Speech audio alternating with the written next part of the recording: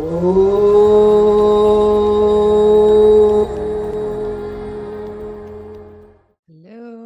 hello, hello. Welcome, welcome. I invite you to find a really sweet, quiet seat. Let your seat become more and more supportive to you. So, kind of nestle around in it. Start to feel the difference. Left side of your hip, right side of your hip. Which foot is more connected to the floor in a different, at least in my body, one side of my foot is more connected, and then the one that's behind it is touching in a different spot. So just drop in and start to feel what you feel and see if you can create a little more symmetry for yourself. Not just right side, left side, but front to back, like where's your pubic bone and where's your tailbone. So let yourself start to rock around a little bit and feel.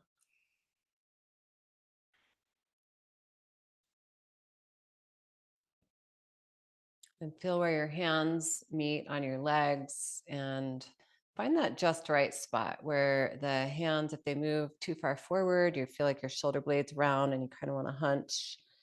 Or if you slide them pretty far back, your elbows move back and you feel like maybe your ribs want to thrust forward. So try to find that just right placement where your hands allow the arm bones to drape right out of your shoulder socket, but you're sitting up tall. The front of the ribs are moving gently towards the back of the ribs, and the back of the ribs are rising up towards the sky.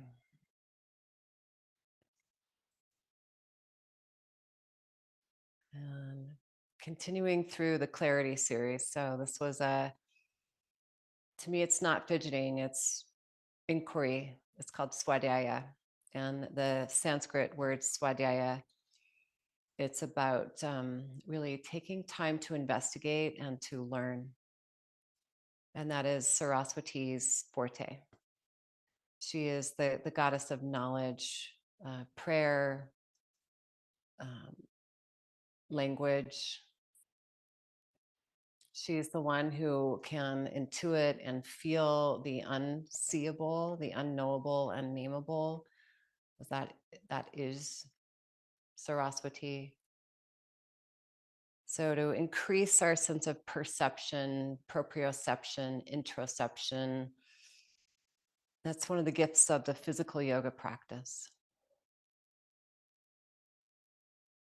And today we will dive into a really, probably more physical practice than spiritual, where we're going to break down some awareness of how we place ourselves and use different muscle groups in the bridge pose.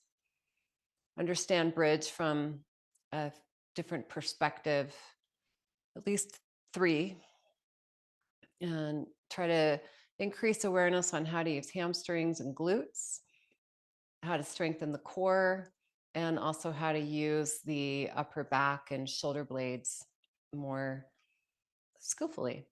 So hopefully that's of interest. And it will be by building these bridges and getting into deeper relationship with them that you can, I think, take the insights and the knowledge from this one practice and apply it to how you address any other practice.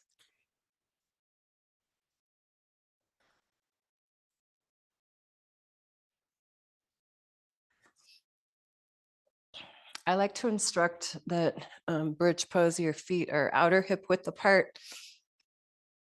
So your heels would line up with your outer hips. The center of your ball of your foot lines up with the center of your ankle. Feel that. Now, there's lots of ways to do bridge, and they all have merit. And we're going to start with the bridge that I'm very partial to, and that is I want you to Push through your feet, push down through your upper arm and the back of your head, and then see if you can intuit a level sacrum. So if you were to put a glass of hot tea or hot coffee on your low belly, when you lift your hips, it's not going to spill. And you still want to use your glutes for this. So lift the hips a little tiny bit. And then see if you can push the heels down and energetically drag your heels back toward your buttocks. So that means the heels don't really move. And for most people, you need to lower the pubic bone towards your toes more. And then when you lift using your glutes, you're going to push down, lifting the outer hips at a faster rate, the inner thighs descending, and see if you can keep that level base of the pubic bone. So if you had a glass of water or tea, if you popped the pubic bone too high toward your nose, the glass is going to spill down on your belly.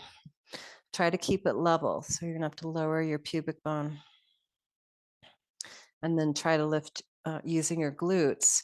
Lift the top of the sacrum that's by your belly button and the bottom of the sacrum that's by your tailbone at equal rate. And then you'll pulse up and down and see if you can find like where can you do that and where do you lose it.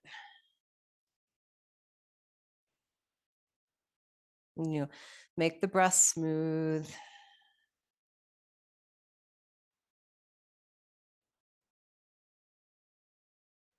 And then rest.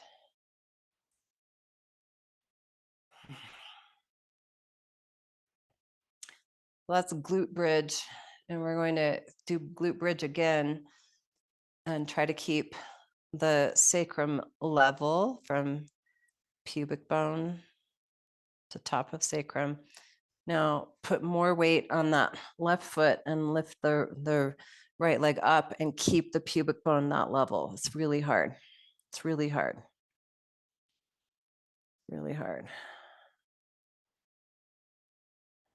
There's your left butt and butt. Yeah. And lower right leg and find equal rate, right foot, left foot, equal placement of that sacrum. So it's level. That teacup is just unwavering on your lower belly, and maintain that unwavering sacrum and low belly as you lift left leg. And give it breath.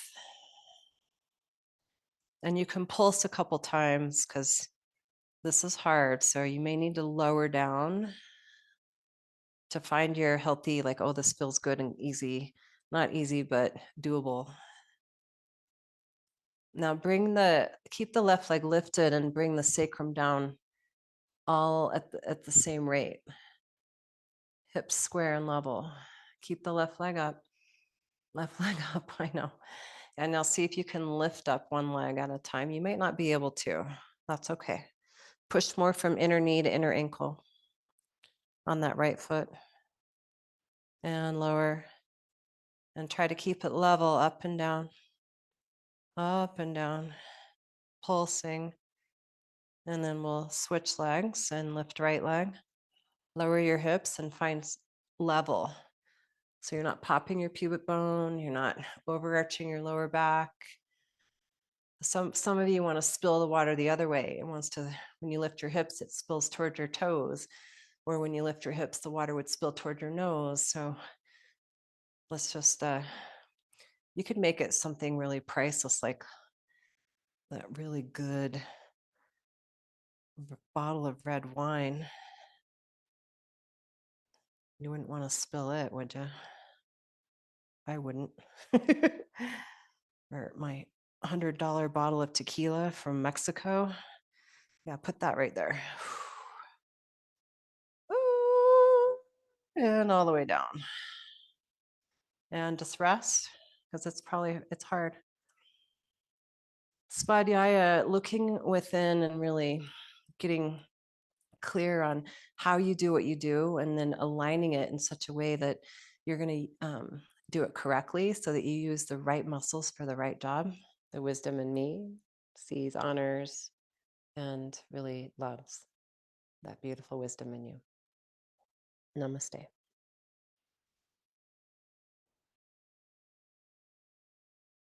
Thank you.